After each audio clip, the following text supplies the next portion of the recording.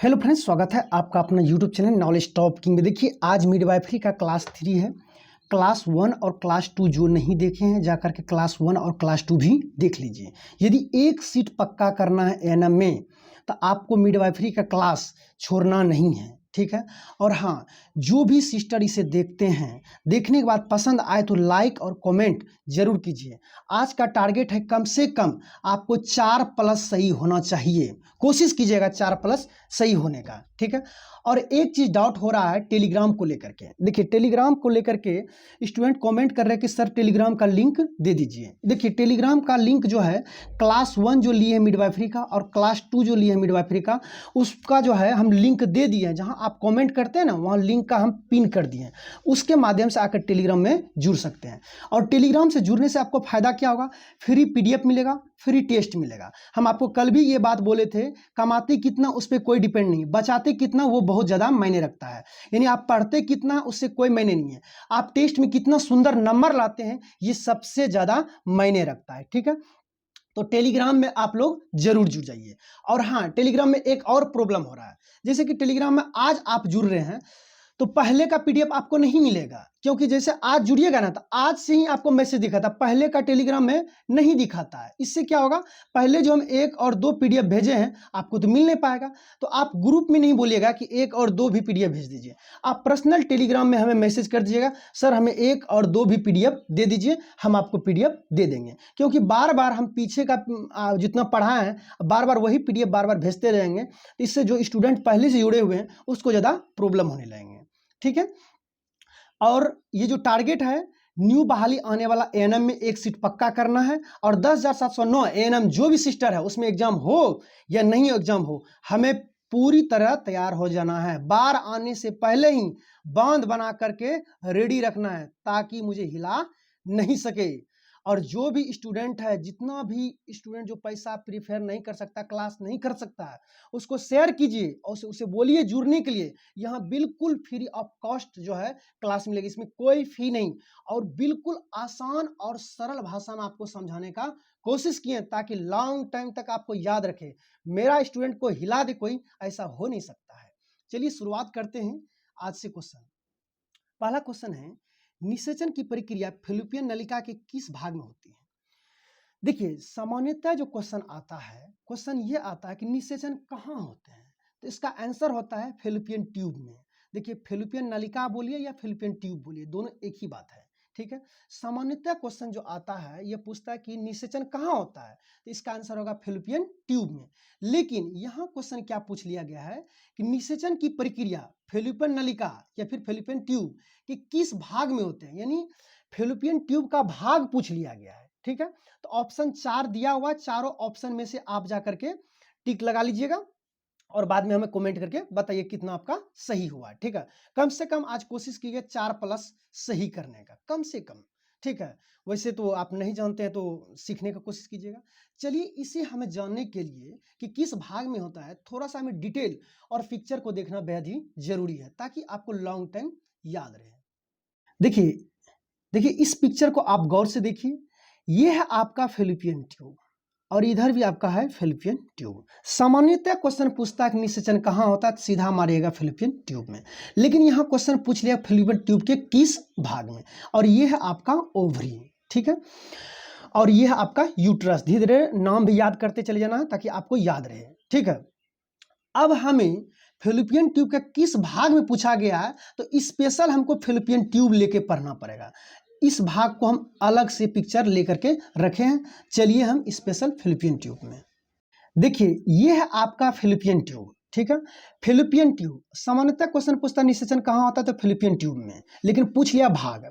देखिए, fallopian tube को 4 भागों में बांटा गया है। 4 भाग में से ध्यान दीजिएगा, आप देख सकते हैं 4 भाग।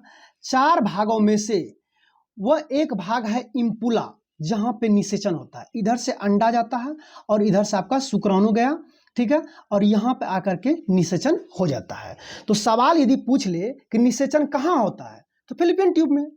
और निषेचन फैलोपियन ट्यूब के किस भाग में होता है, यदि भाग पूछ लिया तो याद रखेगा इम्पुला भाग में, ठीक है। हमें उम्मीद है कि ये डाउट आपका क्लियर हो गया। अब चलते हैं नेक्स्ट क्वेश्चन। तो इसका आंसर क्या हो जाएगा, आंसर आपका हो जाएगा ए, इम्पुला। हमें कमेंट करके बताइए कितना लोगों का ये सही हुआ था पहला क्वेश्चन। ठीक है, दूसरा है कि वृषण से कौन सा हार्मोन उत्पन्न होता है। ठीक है, वृषण यानी पुरुषों का जो वृषण होता है, वृषण पुरुषों में पाया जाता है, महिलाओं में नहीं पाया जाता है, पुरुषों में वृषण पाया जाता है। ऑप्शन है आपका प्रोजेस्टेरोन, एस्ट्रोजन, ऑक्सीटोसिन और टेस्टोस्टेरोन। ये 4 ऑप्शन में से यदि आप जानते हैं तो कमेंट करके जरूर बताइएगा। अब हम आपको समझा देते हैं। देखिए, प्रोजेस्टेरोन जो है ये महिलाओं में केवल स्रावित होता है, एस्ट्रोजन भी केवल महिलाओं में स्रावित होता है, ऑक्सीटोसिन भी ये केवल महिलाओं में स्रावित होता है। एकमात्र है जो पॉपुलर हार्मोन है टेस्टोस्टेरोन। टेस्टोस्टेरोन हार्मोन जो है ये पुरुषों में स्रावित होता है। इसे याद रखने के लिए हम क्या करेंगे लॉन्ग टाइम तक, जनरली कहीं भी देखिए कोई तरह का गड़बड़ सरबर काम होता है तो वहाँ पुरुष का ही टेस्ट किया जाता है। पकड़ो पहले इसका टेस्ट करो। ठीक है, तो हमेशा ध्यान रखिएगा पुरुष का ही टेस्ट होता है। ये मैंने एक याद करने के लिए बता दिए ताकि टेस्टोस्टेरोन हार्मोन आपके दिमाग में परमानेंट बैठ जाए। भाई जैसे टेस्टोस्टेरोन हार्मोन, ओहो ये तो पुरुष का ही टेस्ट होता है, तो पुरुषों में होता है। अब इसमें कोई पुरुष होइएगा तो आलतू फालतू कमेंट नहीं कीजिएगा सर, याद कराने के लिए हम आपको बोल दिए। ठीक है, आगे चलते हैं। आगे क्वेश्चन है गोनोरिया का कीटाणु क्या है, यानी गोनोरिया जो रोग होता है वो किस जीवाणु के द्वारा होता है। कीटाणु लिखा हुआ किस जीवाणु से होता है। ऑप्शन आपका दिया हुआ HIV, ABCD आपको दिया हुआ है, चारों ऑप्शन आपको दे दिए हैं। यदि इसे जानते हैं तो आप आंसर दीजिएगा, और यदि नहीं जानते हैं तो चलिए अब आपको हम आंसर दे देते हैं। देखिए थोड़ा सा गोनोरिया के बारे में जान लीजिए। ये जो गोनोरिया रोग होता है, ये गोनोरिया रोग एक संक्रामक रोग है। ठीक है, और इसका जीवाणु का नाम होता है निसेरिया गोनोरियाई। ठीक है, निसेरिया गोनोरियाई। ठीक है, यहाँ पे नेसेरियाई लिखा, उससे कंफ्यूजन मत होइएगा। ठीक है, निसेरियाई गोनोरियाई के द्वारा फैलता है। ठीक है, अब ये कैसे फैलता है तो यौन संपर्क के द्वारा फैलता है, जिसमें कि पुरुष और महिला दोनों ही प्रभावित होते हैं। ठीक है, और इसे माना एक नाम जाना जाता है, इसे ड्रिप या क्लेप, सुनिएगा ड्रिप या क्लेप नाम भी इसे दिया जाता है, ड्रिप या क्लेप नाम भी दिया जाता है इसका। ठीक है, तो गोनोरिया रोग जो होता है वो निसेरिया, ठीक है, गोनोरिया निसेरिया, याद रखिए गोनोरिया जो निसेसरी है ताकि आपको याद रहे, gonorrhoea Neisseria, gonorrhoea Neisseria, gonorrhoea Neisseria, gonorrhoea Neisseria, यानी गोनोरिया रोग जो होता है निसेरिया से होता है। ठीक है, और ये होता कैसे, यौन संपर्क से होता है, और महिला हो या पुरुष हो दोनों को प्रभावित करता है, मूत्र मार्ग मलाशय को संक्रमित करता ज्यादातर। ठीक है, तो इसका आंसर क्या हो जाएगा, गोनोरिया निसेरिया। ऑप्शन नंबर इसका सी हो जाएगा। हमें टारगेट है कि आपको याद कराते हुए भी चले जाना है। पढ़ाने के लिए तो सबको आता है मेरे दोस्त, याद जो करा दे वो आपके लिए बेहतर टीचर होता है।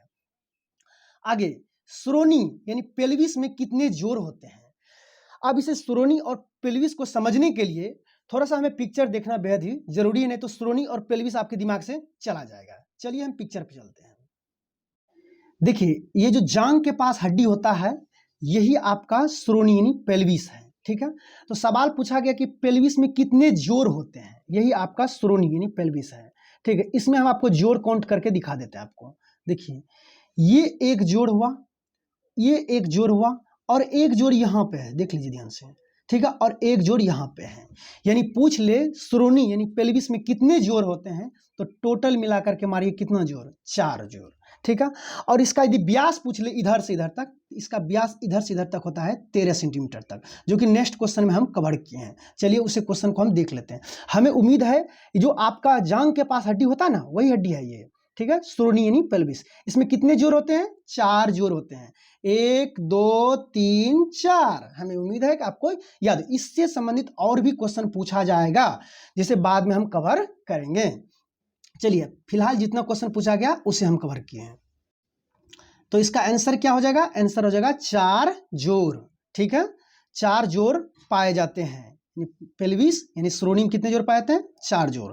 आगे है श्रोणी यानी पेल्विस में निकास द्वार का अनुप्रस्थ व्यास कितना होता है। अभी तुरंत आपको हम पिक्चर में दिखाए थे, इस तरह का पिक्चर था, यहाँ से यहाँ तक का जो रहता है व्यास, यही व्यास पूछा गया। इसका व्यास होता है 13 सेंटीमीटर। इसका आंसर क्या हो जाएगा, ए हो जाएगा। अभी तुरंत हम पिक्चर पीछे दिखाए थे। आगे बढ़ते हैं। आगे है मानव शरीर में किस ग्रंथि को मास्टर ग्रंथि कहा जाता है। ये बहुत पॉपुलर क्वेश्चन है। ठीक है, मास्टर ग्रंथि किसे कहा जाता है, तो याद रखिएगा इसे पिट्यूटरी ग्रंथि को, हिंदी में इसे पीयूष ग्रंथि भी कहते हैं। ठीक है, थोड़ा सा हम पिक्चर में आपको दिखा देते हैं ये पिक्चर में कहाँ पाया जाता है। आप देख सकते हैं ये मस्तिष्क का जो है बिल्कुल आधार में पाया जाता है, यही आपका पिट्यूटरी ग्रंथि है। ठीक है, जिसे कि मास्टर ग्रंथि ही कहा जाता है। पीयूष ग्रंथि भी इसका नाम है अलग से हिंदी में। अक्सर पीयूष ग्रंथि भी कई बार क्वेश्चन पूछा गया है कि मास्टर ग्रंथि किसे कहते हैं। इंग्लिश में उसे पिट्यूटरी ग्रंथि, हिंदी में उसे पीयूष ग्रंथि भी कहते हैं। इसके ऊपर में हाइपोथैलेमस है, यहाँ पे आपका हाइपोथैलेमस है और ये आपका पिट्यूटरी ग्रंथि है। अब इसे मास्टर ग्रंथि क्यों कहा जाता है इसके बारे में जानते हैं। देखिए, इसे मास्टर ग्रंथि इसलिए कहा जाता है, इसका वजह है जितना भी अंतःस्रावी ग्रंथि होता है, जितना भी अंतःस्रावी ग्रंथि होता है सबको ये कंट्रोल करके रखता है, सबको ये नियंत्रित करके रखता है, इसीलिए इसे मास्टर ग्रंथि भी कहा जाता है। ठीक है, मास्टर ग्रंथि कहे जाने का कारण क्या हुआ, जितना भी अंतःस्रावी ग्रंथि है सबको ये क्या करता है, कंट्रोल करके रखता है, यानी नियंत्रित करके रखता है, इसीलिए इसे अंतःस्रावी ग्रंथि का मास्टर ग्रंथि भी कहा जाता है। इसका वजन के बारे में भी क्वेश्चन कई बार पूछा गया है। जनरली कंपटीशन का बुक यदि आप पढ़िएगा, जो लूसेंट वगैरह सब आता, उसमें आपको इसका वजन को लेकर के 0.6 ग्राम दिया गया है। ठीक है, लेकिन जब कभी आप टेक्स्ट बुक का आप मारिएगा टेस्ट, तो उसमें आपका एक अनुमानित वजन 0.5 ग्राम, दोनों ऑप्शन में नहीं रहता है, या तो 0.6 ग्राम रहेगा ऑप्शन में, या तो 0.5 ग्राम रहेगा। एक सटीक आंसर यदि देखा जाए तो एक अनुमानित वजन इसका 0.5 ग्राम है। ठीक है, लेकिन कंपटीशन का बुक पढ़िएगा तो उसमें 0.6 ग्राम दिया रहता है। दोनों आपको ऑप्शन में कभी नहीं मिलेंगे, क्योंकि पॉइंट को लेकर के ज्यादा उतना उलझन नहीं होता है। ठीक है, तो समझ गए मास्टर ग्रंथि किसे कहते हैं, पिट्यूटरी ग्रंथि, जिसे पीयूष ग्रंथि भी कहते हैं। ये मस्तिष्क के आधार में पाए जाते हैं। ठीक है, इसका वजन 0.6 ग्राम होता है, और इस 0.6 या फिर 0.5 इसे मास्टर ग्रंथि इसलिए कहा जाता है कि सभी जितना भी अंतःस्रावी ग्रंथि है सबको यह कंट्रोल करके रखता है, ये नियंत्रित करता है। आगे बढ़ते हैं, कहता है ग्राफियन फॉलिक कहाँ पाया जाता है। ग्राफियन फॉलिक जो है ये अंडाशय में पाया जाता है, यानी ओवरी में। अभी तुरंत आपको हम बताए थे, इधर आपका फिलिपियन ट्यूब इस तरह से करके है, उतना पिक्चर के बारे में माहिर तो हम नहीं है। ठीक है, और हम पिक्चर में ही दिखा देता है आपको, यहाँ पे पाया जाता है, देखिए यहाँ पे पाया जाता है, ओवरी यहीं पे पाया जाता है। ठीक है, ओवरी में यानी अंडाशय में पाया जाता है। तो इसका आंसर क्या हो जाएगा कि ग्राफियन फॉलिक कहाँ पाया जाता है, तो मारिएगा अंडाशय यानी ओवरी में। ठीक है, आगे बढ़ते हैं। आगे है पुरुष जनन अंग है, पुरुष का जो प्रजनन अंग है वो कौन सा है। तो अभी तुरंत आपको बताए थे, पुरुष प्रजनन अंग जो है ब्रिसन यानी टेस्टिस होता है, और इसी से टेस्टोस्टेरोन हार्मोन स्रावित होता है। ठीक है, पुरुष प्रजनन अंग। आगे प्लेसेंटा का कार्य क्या होता है, कल भी हम आपको प्लेसेंटा के बारे में डिटेल से बताए थे कि ये है बच्चा। ठीक है, और उसी के बगल में रहता है प्लेसेंटा, और एक गर्भनाल होता है। ठीक है, गर्भनाल के माध्यम से यहाँ भोजन जाता है, लेकिन भेजता कौन है, ये प्लेसेंटा भेजता है।